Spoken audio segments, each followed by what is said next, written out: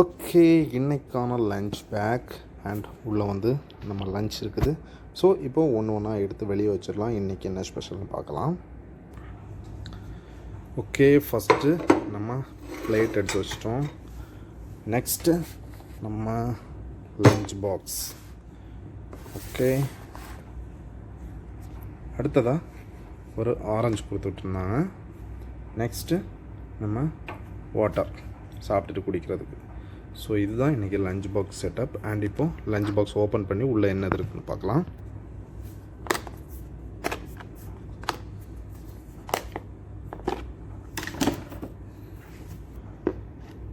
Okay, first லேயரில் பார்த்தா wow omelette இருக்குது. அப்புறம் இது வந்து கீரை கூட்டு, சிகப்பு கீரை, தண்டு கீரையோட பொரியல் வந்து தேங்காய் எல்லாம் போட்டு சூப்பராக பண்ணது. இது வந்து நாட்டுக்கோழி, ஓமனில் உள்ள நாட்டுக்கோழி முட்டையில் பண்ண ஆம்லேட்.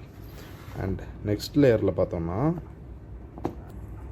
வாவ் சூப்பராக ஒய்ஃப் பண்ணி கொடுத்த மீன் குழம்பு.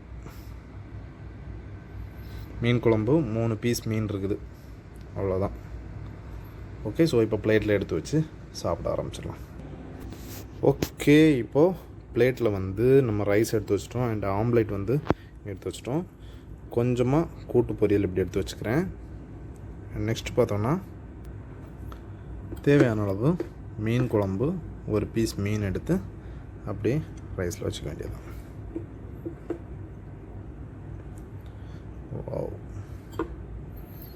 அப்படியே ஊரில் இருக்கும்போது மீன் குழம்பு வந்து என்ன டெக்ஸ்சரில் வருமோ அதே டெக்ஸ்சரில் ஓமன்லேயும் வச்சு சாப்பிட்றதுங்கிறது வந்து ரொம்ப ஸ்பெஷலான ஒரு விஷயம்.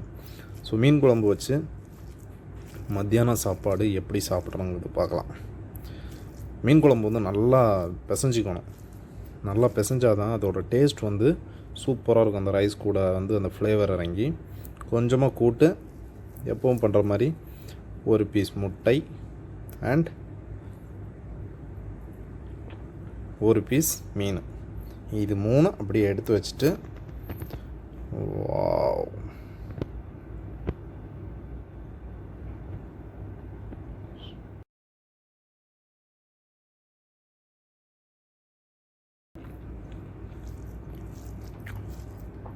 Super super super